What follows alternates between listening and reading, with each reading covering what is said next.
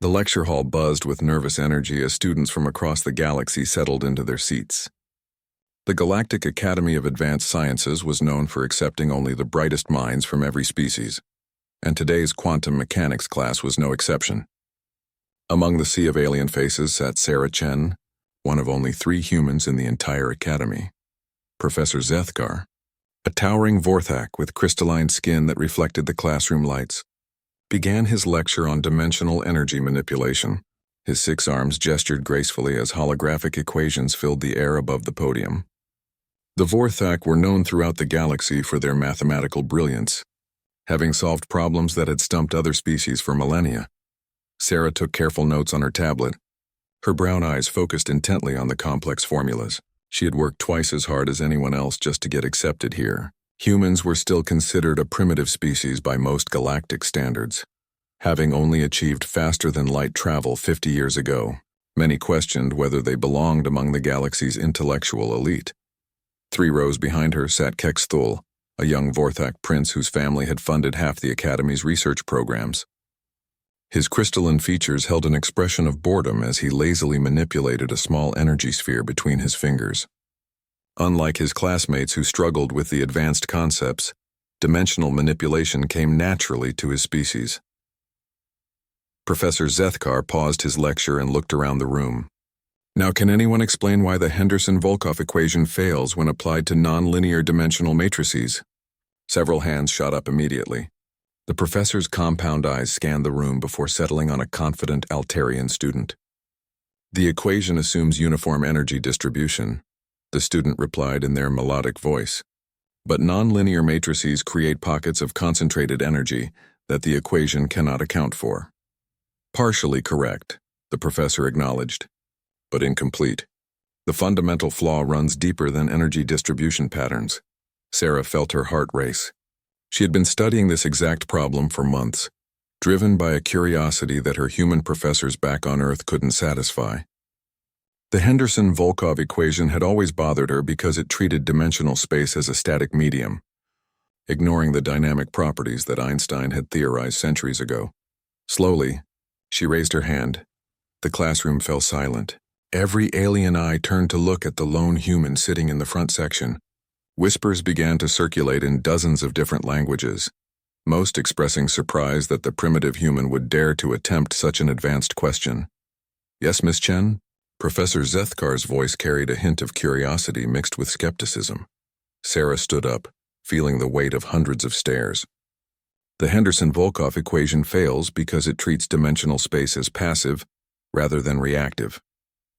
It doesn't account for the fact that consciousness itself affects quantum states, especially in nonlinear matrices where the observer effect becomes amplified.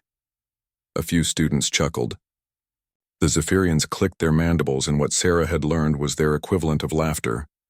Even some of the more diplomatic Centaurians exchanged glances that clearly said they thought the human was out of her depth. Kexthul's crystalline features shifted into what humans would recognize as a smirk. He stood up slowly, his 7-foot frame commanding attention.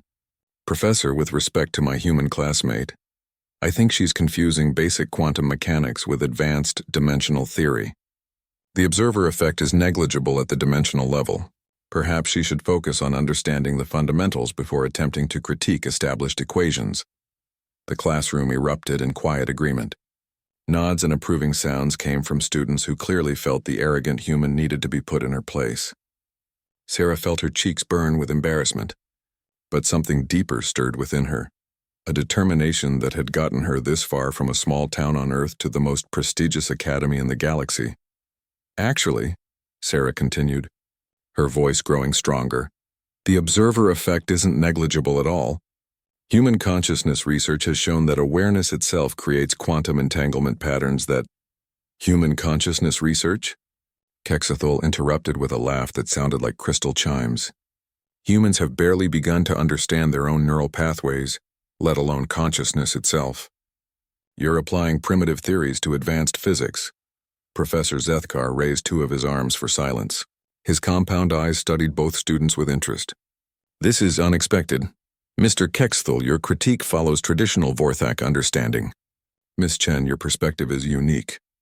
However, established theory supports the Vorthak position. Sarah felt the walls of centuries of human inadequacy pressing down on her.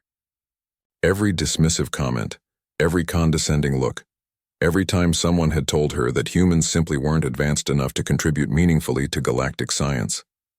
But she had spent her entire life proving people wrong. "Professor, may I demonstrate?" she asked, her voice steady despite her racing heart. The request surprised everyone, including herself. Demonstrations of dimensional theory required equipment worth more than most planets' annual budgets, and one mistake could tear a hole in local spacetime. Kexthul laughed again. Now she wants to demonstrate theories she clearly doesn't understand. This should be entertaining. Professor Zethkar considered for a moment. Student demonstrations were rare and usually reserved for advanced graduate courses. But something in the human's demeanor intrigued him. "Very well, Miss Chen, but I must warn you that failure could result in immediate expulsion, and success, well, success would require you to accomplish something no human has ever achieved." Sarah nodded, walking toward the demonstration platform at the center of the lecture hall. The dimensional manipulation equipment hummed with barely contained energy, its crystalline cores pulsing with light from across the electromagnetic spectrum. She had studied the theory behind these machines for years, but had never actually operated one. The classroom fell completely silent as she approached the control panel. Even Kexthul stopped his casual energy manipulation to watch. Sarah placed her hands on the smooth surface and closed her eyes, feeling for the quantum fields that surrounded them all. What happened next would change not only her life, but the entire galaxy's understanding of human potential. The machine responded to her touch in ways that defied everything the assembled aliens thought they knew about dimensional physics, consciousness, and the supposedly primitive species from a small blue planet in an unremarkable solar system. The dimensional manipulation device began to glow brighter than anyone had ever seen. Instead of the usual steady blue luminescence that indicated standard operation, waves of golden energy rippled across its crystalline surface. The quantum field sensors started registering readings that made several graduate students check their instruments twice. Sarah kept her eyes closed, her consciousness somehow reaching into the quantum foam that existed between dimensions. She could feel the Henderson-Volkoff equation like a rigid wall in the mathematics of reality itself, forcing energy flows into unnatural patterns. But she could also sense something else. Spaces between the equations where human intuition could guide the energy in ways that pure mathematics never considered. Professor Zethkar's 6 arms moved rapidly across his personal display, his crystalline features reflecting genuine amazement as data flooded his sensors. The energy readings weren't just unusual, they were impossible according to every known law of dimensional physics. "What is she doing?" whispered a Centaurian student, her 4 eyes wide with confusion. Kexthul's earlier confidence began to waver as he watched the human girl somehow coax responses from equipment that his own species had designed. The energy patterns dancing around the machine weren't following any protocol he recognized, yet they remained perfectly stable. Sarah opened her eyes and began to speak, her voice carrying clearly throughout the silent lecture hall. "The Henderson-Volkoff equation assumes that dimensional energy behaves like water flowing through pipes. But consciousness doesn't work that way. Human consciousness operates on quantum superposition. We can hold multiple contradictory ideas simultaneously until observation collapses them into singular thoughts." As she spoke, she manipulated the controls with an intuitive grace that stunned the watching aliens. Instead of inputting mathematical formulas, she seemed to be conducting the energy like a symphony, letting her awareness guide the quantum fields into patterns that defied conventional understanding. "When we apply conscious observation to dimensional matrices," Sarah continued, "we're not just measuring the energy, we're participating in its creation. The equation fails because it treats the observer as separate from the observed, but quantum mechanics proves that separation is an illusion." The golden energy began forming complex geometric patterns in the air above the machine. 3-dimensional shapes that hurt to look at directly, structures that seemed to exist in more dimensions than the lecture hall contained.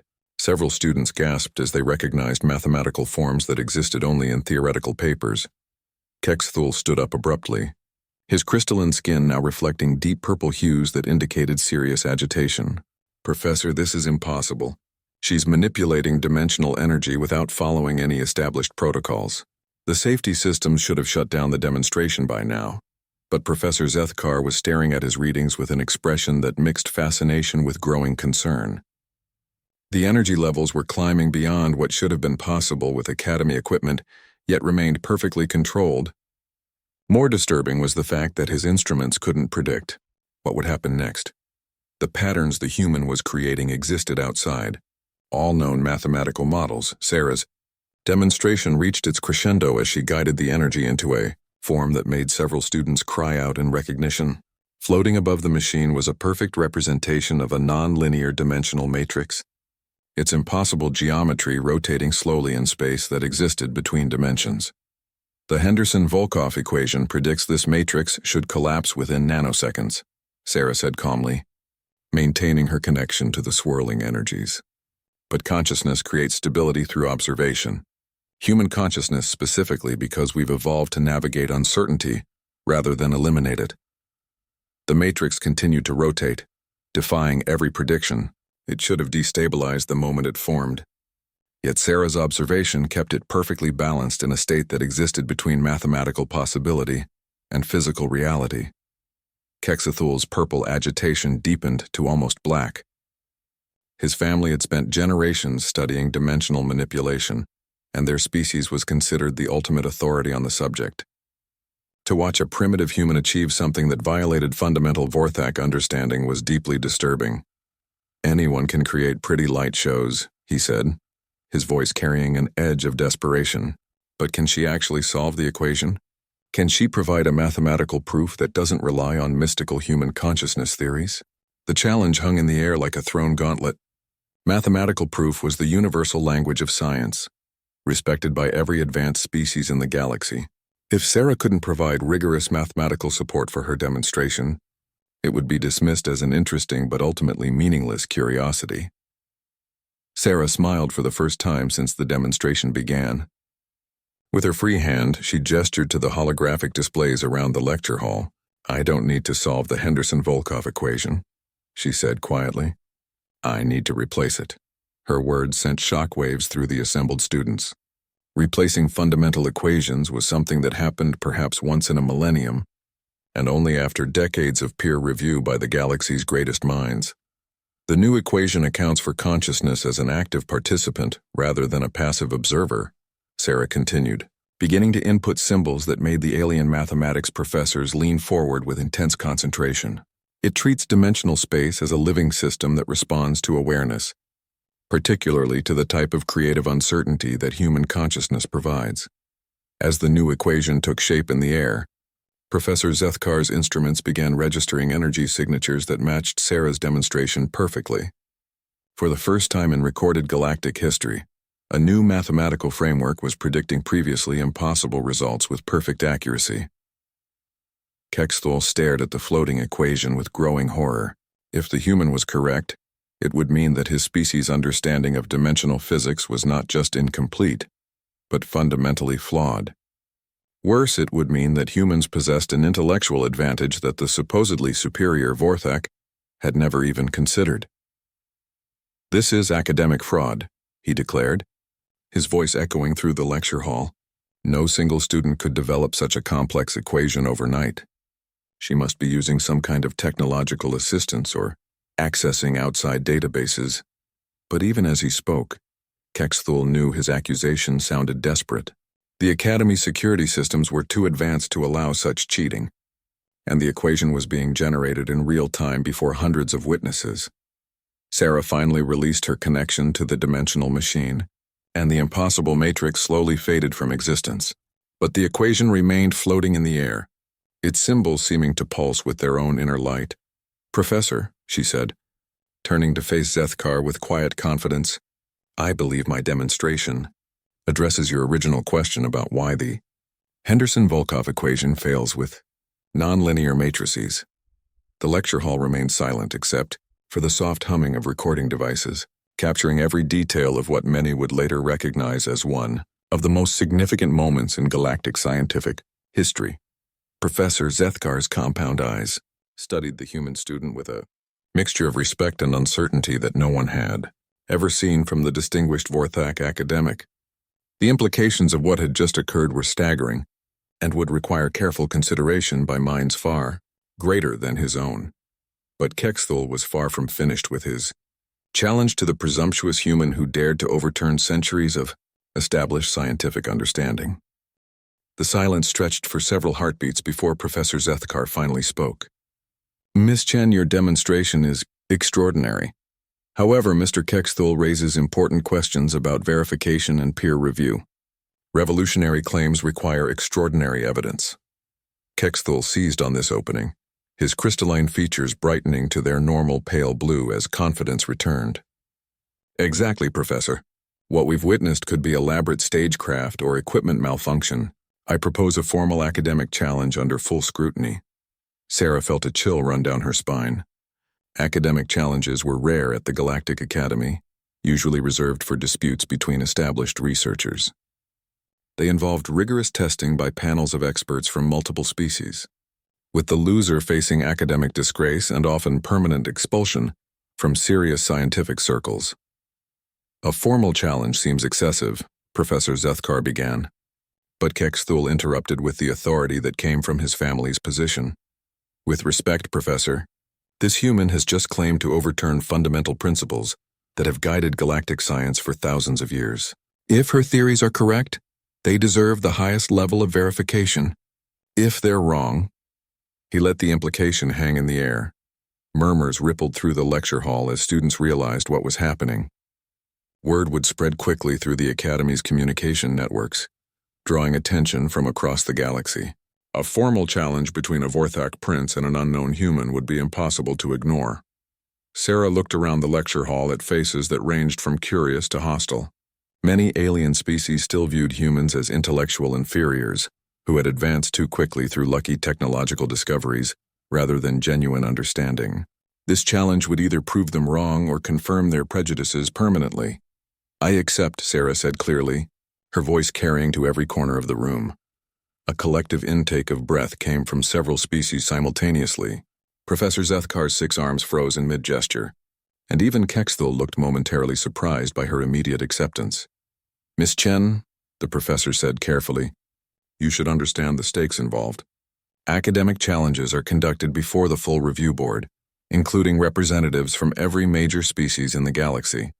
The testing is exhaustive and unforgiving. Are you certain you wish to proceed? Sarah nodded, though her heart was racing. I'm certain, but I have conditions. Kexthul's features shifted to display amusement. Humans making conditions? How quaint. Very well, what do you want? The challenge should include practical applications, not just theoretical analysis. If my equation is correct, it should produce results that benefit the entire galactic community. If your traditional understanding is superior, it should demonstrate clear advantages over my approach. This was a clever move, and several of the more experienced students recognized it immediately. By framing the challenge around practical benefits rather than pure mathematical elegance, Sarah was playing to humanity's greatest strength, their ability to find innovative solutions to real-world problems. Kexthul's amusement faded slightly. Vorthak culture prized mathematical purity above practical application, considering engineering applications to be beneath true scientific understanding. Fine, he agreed. But the theoretical framework must be rigorously proven first. No amount of practical success can excuse mathematical sloppiness. Agreed, Sarah replied. When do we begin? Professor Zethkar was already accessing his communication systems. I'll need to contact the review board immediately. A formal challenge of this magnitude will require at least a week to organize properly. Both participants will need time to prepare comprehensive presentations. As the professor spoke, students were already activating their personal communication devices, spreading word of the unprecedented challenge throughout the academy. Within hours, news would reach every major academic institution in the galaxy. Sarah gathered her materials, trying to maintain outward calm, while her mind raced through everything she would need to prove. Her equation was solid, she was certain of that. But presenting it to a panel of the galaxy's most brilliant minds would require preparation beyond anything she had ever attempted. 1 week, Kexthul said, approaching her as other students filed out of the lecture hall. I hope you use the time wisely. My family has access to computational resources that span several star systems. We'll be conducting every possible test of your equation to identify its inevitable flaws. Sarah met his gaze steadily. And I'll be working on practical applications that might actually help people, instead of just proving intellectual superiority. The comment struck home, and Kexthul's crystalline features darkened slightly. Practical applications are meaningless if the underlying theory is fundamentally flawed. You'll learn that soon enough. As the Vorthak prince left the lecture hall, Sarah remained behind, staring at the demonstration equipment that had responded so naturally to her touch. She had opened a door that couldn't be closed, and the consequences would ripple far beyond this single classroom. Professor Zethkar approached her once the room had emptied. Miss Chen, I feel obligated to warn you about what you're facing. The review board will include some of the most formidable intellects in the galaxy. The Cerebral Collective alone will assign 3 of their top analytical minds to examine your work. The Zephyrian Hive will bring mathematical processing power that exceeds most planetary computer networks. Sarah nodded, appreciating the warning. Professor, can I ask you something? Of course. Do you think my equation is wrong? Zethkar was quiet for a long moment, his compound eyes reflecting the fading energy patterns from the demonstration equipment. Miss Chen, I've been teaching dimensional physics for over 2 centuries. I've seen theoretical breakthroughs that seemed impossible become accepted science, and I've seen brilliant theories collapse under rigorous examination. He paused, seeming to choose his words carefully. What you accomplished today shouldn't have been possible, according to everything I understand about the universe. But it happened, and my instruments recorded every detail. Either you've stumbled onto something truly revolutionary, or you've demonstrated the most sophisticated academic fraud in galactic history. Sarah felt a chill at the implications. And if it's fraud, then you'll face criminal charges that extend far beyond academic misconduct. Falsifying scientific data before an interspecies review board carries penalties that include memory reconstruction and permanent exile from civilized space. The weight of what she had committed to began to settle on Sarah's shoulders. She wasn't just risking her academic career anymore. She was risking her entire future and possibly her freedom.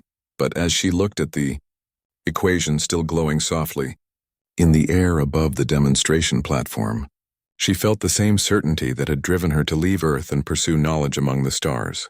Human intuition had guided her this far, and she would trust it to carry her through whatever came next. The real test would begin in 7 days, before judges who had already decided that humans were intellectually inferior to the galaxy's advanced species. Sarah would have to prove them wrong or face consequences that would echo through human history. Outside the lecture hall, word of the challenge was already spreading through the Academy's networks like wildfire, and by morning the entire galaxy would be watching. The Grand Assembly Hall of the Galactic Academy had never hosted an event quite like this.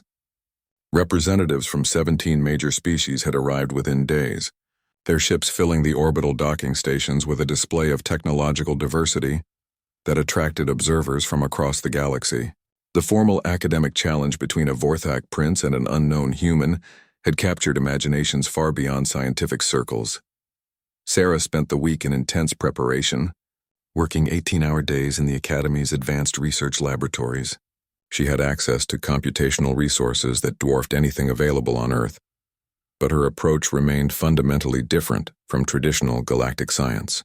Where other species relied on pure mathematical analysis, Sarah integrated human intuition with rigorous calculation.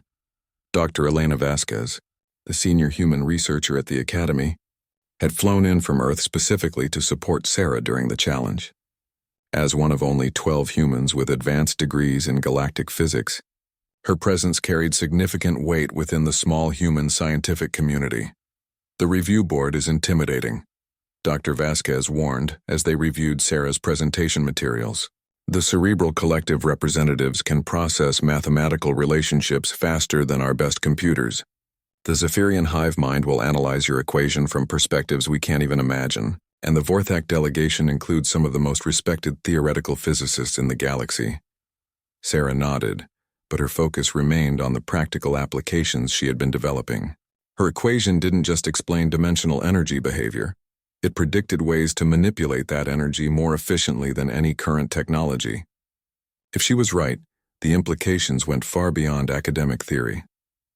I've been working on something that might surprise them, Sarah said, activating a holographic display showing her latest calculations. The equation suggests we can create stable dimensional bridges using a fraction of the energy currently required, not just for communication or data transfer, but for actual matter transportation.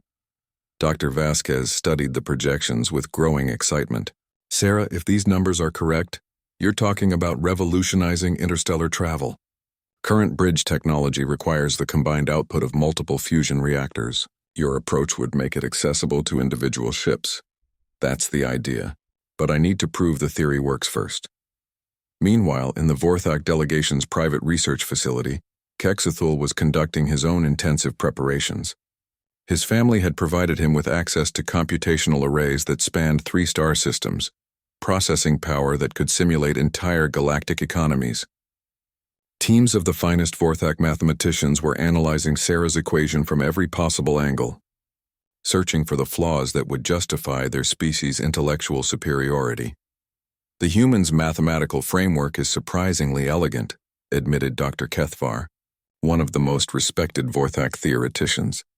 However, it relies on assumptions about consciousness that cannot be quantified or verified through conventional methods. Quetzalcoatl's crystalline features reflected his frustration. There must be errors. Humans have been conducting serious scientific research for less than 2 centuries. They cannot possibly have insights that have escaped Vorthak analysis for millennia. Perhaps, Dr. Kethavar replied carefully, but dismissing their work without proper examination would be unscientific. The human has demonstrated phenomena that our equations cannot predict. That alone deserves serious consideration. The night before the challenge, Sarah found herself unable to sleep. She wandered the Academy's observation decks, looking out at the swirling colors of the Andorian nebula, while trying to organize her thoughts. The weight of representing not just herself, but her entire species in front of the galaxy's intellectual elite was almost overwhelming. Nervous? Dr. Vasquez appeared beside her holding 2 cups of coffee, one of the few Earth customs that had gained popularity among Academy students. Terrified, Sarah admitted. What if I'm wrong? What if human consciousness really is just primitive pattern recognition that we've convinced ourselves is something more sophisticated? Then we'll learn something new about the universe, Dr. Vasquez replied. But I've been reviewing your work all week, Sarah. Your equation predicts results that match experimental data with unprecedented accuracy. Even if your theoretical framework is wrong, you've discovered something important. Sarah accepted the coffee gratefully, savoring the familiar taste that reminded her of late nights studying in her dorm room on Earth. The practical applications feel solid, but the review board will want rigorous mathematical proof, and consciousness doesn't submit to mathematical analysis very easily. No, Dr. Vasquez agreed, but results do. Tomorrow, show them what your equation can accomplish. Let the data speak for itself. The morning of the challenge, the Grand Assembly Hall filled with representatives from across the galaxy. The review board consisted of 9 members representing the major species, each bringing their unique intellectual traditions to the evaluation process. Holographic displays surrounded the central presentation area, ready to record and analyze every detail of both presentations. Chancellor Vexathera, an ancient Zephyrian whose compound consciousness had witnessed the rise and fall of 3 galactic civilizations, called the session to order. The mechanical translation systems activated, allowing every species to follow the proceedings in their native languages. This formal academic challenge concerns fundamental principles of dimensional physics, the Chancellor announced, her translated voice carrying clearly throughout the hall. Both participants will present their theoretical frameworks, followed by practical demonstrations and rigorous questioning by the review board. Standards of evidence must be absolute. Quetzalcoatl was granted the first presentation, representing the traditional understanding that had guided galactic science for centuries. He approached the central platform with the confidence that came from generations of Vorthak intellectual dominance, his crystalline form catching and reflecting the hall's lighting in dazzling patterns. Honored members of the review board, he began, I present the established mathematical framework that has enabled every dimensional technology currently in use throughout our civilization. The Henderson-Volkov equation, refined through centuries of analysis by the greatest minds of multiple species, provides the foundation for our understanding of dimensional energy manipulation. His presentation was flawless, combining mathematical elegance with practical examples that demonstrated the success of current technology. Holographic displays showed the massive dimensional bridges that connected distant star systems, the energy calculations that powered faster-than-light communication, and the theoretical models that predicted dimensional behavior with reliable accuracy. This framework has been tested across thousands of applications, Kexthul continued. It has enabled the construction of cities that exist partially in dimensional space, weapons systems that can strike targets across galactic distances, and transportation networks that bind our civilization together. To suggest that this proven foundation is fundamentally flawed requires extraordinary evidence. The review board listened with respectful attention, asking detailed questions that Kexthul answered with impressive expertise. His presentation represented not just his personal knowledge, but the collective wisdom of galactic civilization's most advanced species. When he finished, Sarah rose from her seat and walked toward the central platform. The hall fell silent as every eye turned toward the lone human who had challenged centuries of established understanding. In her simple Earth clothing, she looked impossibly small and vulnerable compared to the assembled alien intellects. But as she reached the platform and turned to face the review board, her voice carried with quiet confidence that surprised many in the audience. Honored board members, what I'm about to show you will change everything we think we know about the nature of consciousness, reality, and our place in the universe. The challenge had truly begun. Sarah activated the holographic displays with a gesture, and her modified equation appeared in the air above the platform. Unlike the rigid mathematical structures that characterize traditional galactic science, her formulas seemed to flow and adapt, incorporating variables that represented consciousness itself as a fundamental force of nature. The Henderson-Volkov equation treats dimensional space as empty void waiting to be filled with energy, Sarah began, her voice carrying clearly throughout the massive hall. But quantum mechanics tells us that nothing in the universe is truly empty. Even the vacuum of space seethes with virtual particles and quantum fluctuations. Consciousness doesn't observe this activity, it participates in it. Several members of the review board exchanged glances. The cerebral collective representatives were already processing her mathematical framework at superhuman speeds, their enhanced neural networks analyzing thousands of theoretical implications simultaneously. Dr. Yithkol from the collective spoke first, his artificially enhanced voice carrying harmonic undertones that indicated deep concentration. Miss Chen, your equation incorporates variables that cannot be measured by conventional instruments. How do you quantify consciousness? Sarah had anticipated this question. We don't quantify consciousness directly, Dr. Yithkol. We measure its effects on quantum systems. Human researchers have been studying these effects for over a century, documenting how observation changes the behavior of subatomic particles. My equation extends this principle to dimensional energy. She gestured to a new holographic display, showing experimental data from Earth's quantum consciousness research programs. When human subjects focus their attention on quantum systems, we see measurable changes in particle behavior that exceed what traditional observation should produce. The effect is amplified when multiple consciousness work together, suggesting that awareness itself creates quantum entanglement. Professor Kethvar, representing the Vorthak delegation, raised one of his crystalline appendages. Even accepting your consciousness data, how do you account for the energy requirements? Dimensional manipulation demands precise mathematical control. Consciousness, by definition, is imprecise and subjective. Sarah smiled, recognizing this as the crucial point where human understanding diverged from galactic science. That's exactly why consciousness is so effective. Traditional approaches try to control every variable, requiring enormous energy expenditure to maintain stability. But consciousness doesn't control quantum systems, it guides them. We work with quantum uncertainty rather than fighting against it. To demonstrate her point, Sarah approached the dimensional manipulation equipment that had been provided for the challenge. This wasn't academy training equipment, but cutting-edge research apparatus that represented the pinnacle of galactic technology. As she placed her hands on the control surface, the familiar golden energy patterns began to emerge. The Vorthak approach uses brute force mathematical calculation to predict and control dimensional behavior. Sarah continued while guiding the energy flows with intuitive precision. My equation shows that consciousness can achieve the same results with 90% less energy expenditure by embracing quantum uncertainty rather than eliminating it. The energy readings on every instrument in the hall confirmed her claims.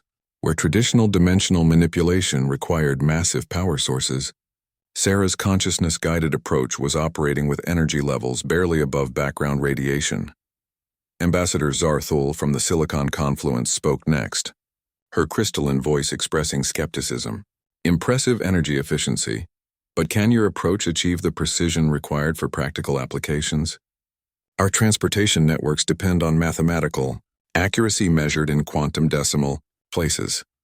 Sarah's response was to begin constructing something that made several board members lean forward with intense interest. Using her consciousness-guided technique, she was creating a stable dimensional bridge, not the massive, energy-hungry constructs that connected star systems, but a small, precise portal that could theoretically allow matter transfer across vast distances. Traditional bridges require planetary-scale energy sources because they fight against quantum uncertainty, Sarah explained while maintaining perfect stability in the impossible construct floating above the machine. But consciousness can navigate uncertainty naturally. We don't eliminate quantum fluctuations, we dance with them. The implications were staggering. If Sarah's approach could create dimensional bridges with such low energy requirements, it would revolutionize interstellar travel and communication. Individual ships could carry bridge generators instead of requiring fixed installations. Remote colonies could maintain contact with galactic civilization without massive infrastructure investments. But Kexthal wasn't finished challenging the humans' theories. He stood from his position in the gallery, his crystalline features now reflecting deep concern rather than mere intellectual disagreement. Board members, what we're witnessing is scientifically interesting but ultimately irrelevant, he declared. Miss Chen's technique depends entirely on human consciousness. Even if her theories are correct, they cannot be replicated by other species. This makes her work a biological curiosity rather than universal scientific principle.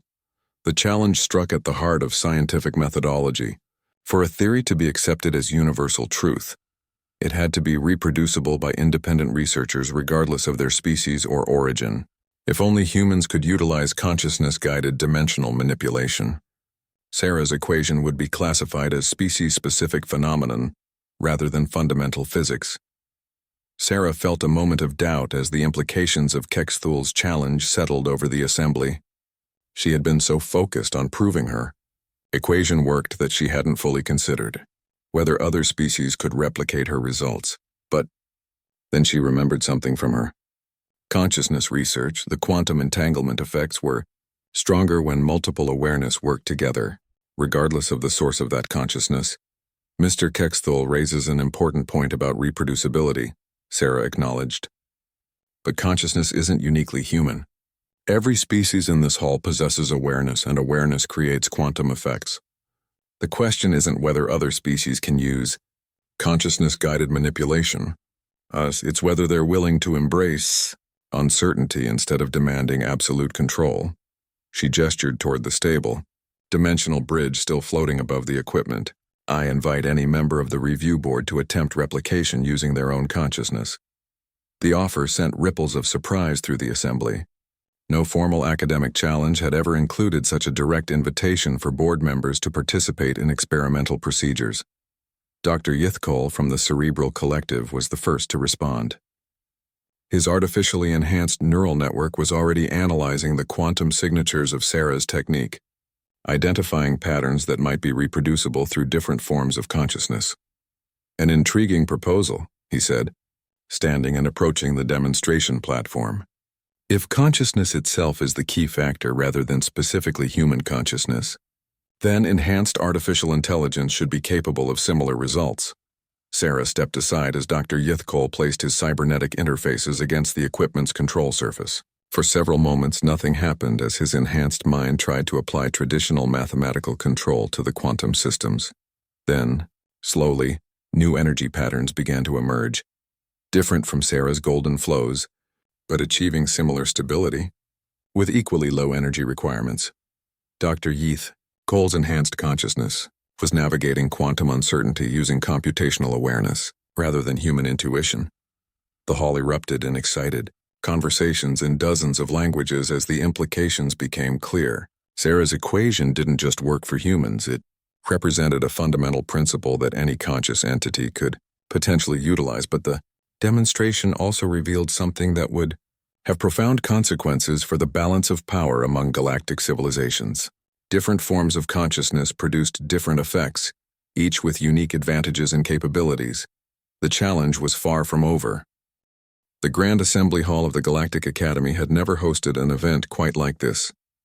Representatives from 17 major species had arrived within days, their ships filling the orbital docking stations with a display of technological diversity that attracted observers from across the galaxy.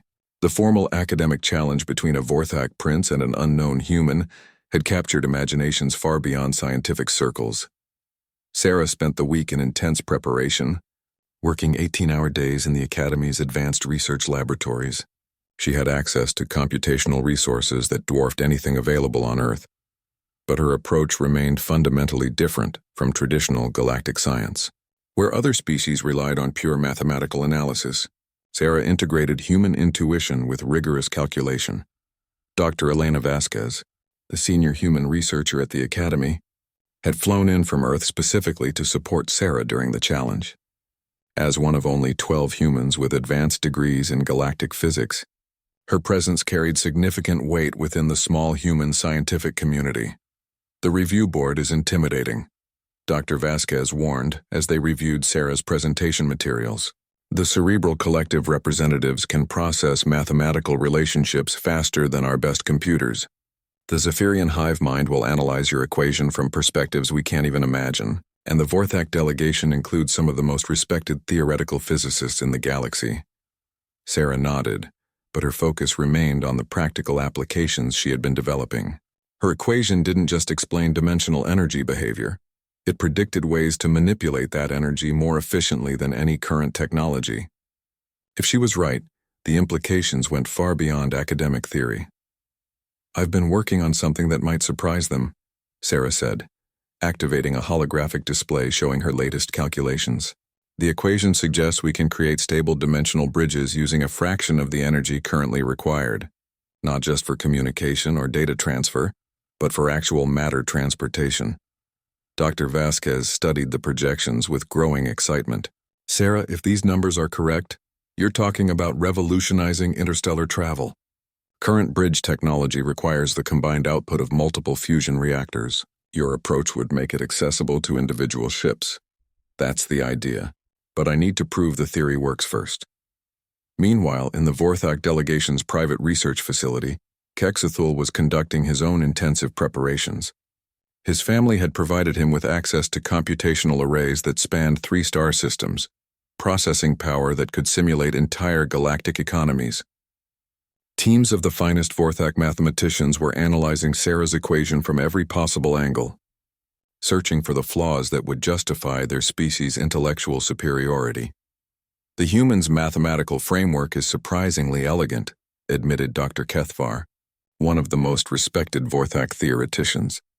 "However, it relies on assumptions about consciousness that cannot be quantified or verified through conventional methods." Quetzalcoatl's crystalline features reflected his frustration. "There must be errors. Humans have been conducting serious scientific research for less than 2 centuries. They cannot possibly have insights that have escaped Vorthak analysis for millennia."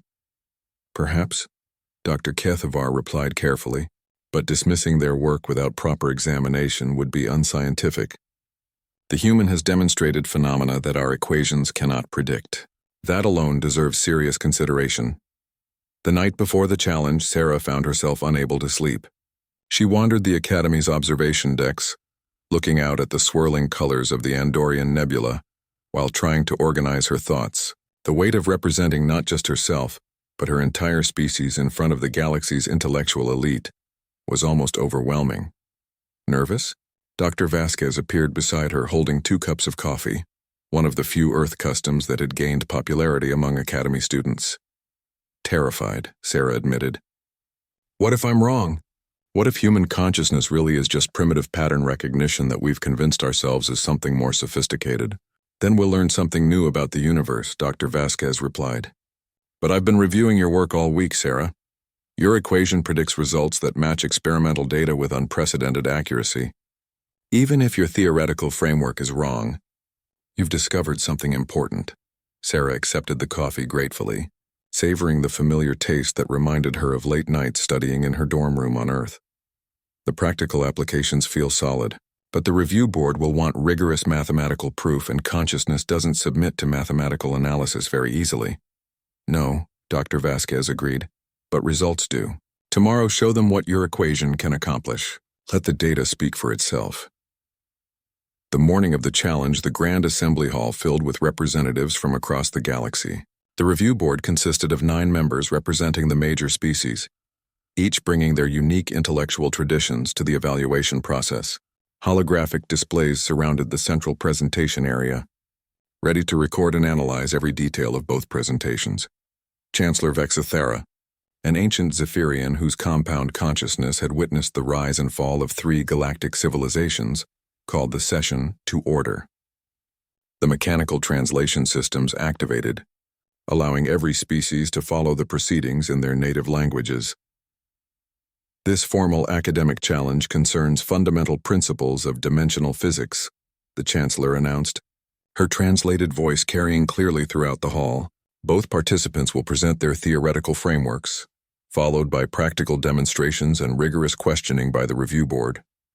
Standards of evidence must be absolute. Kexthul was granted the first presentation, representing the traditional understanding that had guided galactic science for centuries. He approached the central platform with the confidence that came from generations of Vorthak intellectual dominance, his crystalline form catching and reflecting the hall's lighting in dazzling patterns. Honored members of the review board, he began, I present the established mathematical framework that has enabled every dimensional technology currently in use throughout our civilization. The Henderson-Volkov equation, refined through centuries of analysis by the greatest minds of multiple species, provides the foundation for our understanding of dimensional energy manipulation. His presentation was flawless, combining mathematical elegance with practical examples that demonstrated the success of current technology. Holographic displays showed the massive dimensional bridges that connected distant star systems, the energy calculations that powered faster-than-light communication, and the theoretical models that predicted dimensional behavior with reliable accuracy. This framework has been tested across thousands of applications, Kexthul continued. It has enabled the construction of cities that exist partially in dimensional space, weapons systems that can strike targets across galactic distances, and transportation networks that bind our civilization together. To suggest that this proven foundation is fundamentally flawed requires extraordinary evidence. The review board listened with respectful attention, asking detailed questions that Kexthul answered with impressive expertise. His presentation represented not just his personal knowledge, but the collective wisdom of galactic civilization's most advanced species. When he finished, Sarah rose from her seat and walked toward the central platform. The hall fell silent as every eye turned toward the lone human who had challenged centuries of established understanding. In her simple Earth clothing, she looked impossibly small and vulnerable compared to the assembled alien intellects. But as she reached the platform and turned to face the review board, her voice carried with quiet confidence that surprised many in the audience. Honored board members, what I'm about to show you will change everything we think we know about the nature of consciousness, reality, and our place in the universe. The challenge had truly begun. As Dr. Yithkol maintained his stable dimensional construct using enhanced artificial consciousness, other review board members began requesting opportunities to test Sarah's theories. The assembly hall transformed from a formal academic proceeding into an unprecedented experimental session where the galaxy's greatest minds explored the relationship between consciousness and quantum reality. Ambassador Quintel from the Altarian Harmony attempted the technique using their species' naturally occurring telepathic awareness. The results were remarkable, where human consciousness produced flowing, intuitive energy patterns and cerebral collective enhanced minds created precise, algorithmic structures. Altarian group consciousness generated complex harmonic resonances that achieved unprecedented dimensional stability. Each successful demonstration deepened Kexithul's growing horror as he realized that Sarah's equation didn't just work, it revealed consciousness capabilities that his species had never imagined. The mathematical framework that had dominated galactic science for millennia was being overturned before his eyes by a human who had learned to embrace uncertainty rather than control it. Chancellor Vexithara called for formal order as the experimental session threatened to overwhelm the challenge format. While these demonstrations are fascinating, we must return to the question of theoretical validity. Miss Chen, your practical results are impressive, but the review board requires rigorous mathematical proof that your consciousness variables can be consistently integrated into dimensional physics equations.